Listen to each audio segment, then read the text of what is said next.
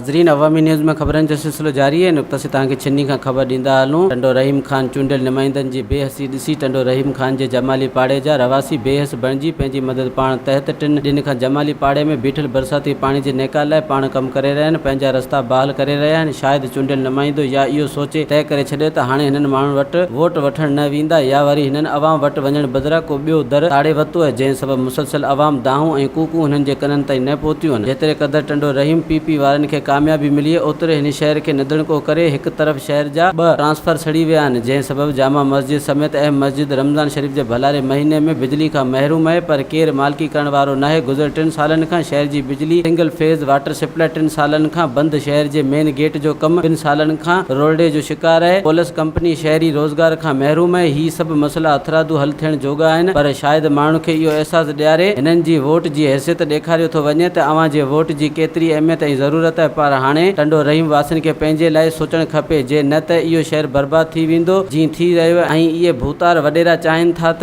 हिते बर्बादी हुजे ऐं संदुसि सवाइ ॿियो केरु न हुजे, ऐं हिते जा ही बेताब बादशाह सॾाइनि था। वधीक ख़बरनि ऐं तफ़सील लाइ विज़िट कयो अवामी news Facebook page, YouTube page ऐं अवामी न्यूज़ वेबसाइट।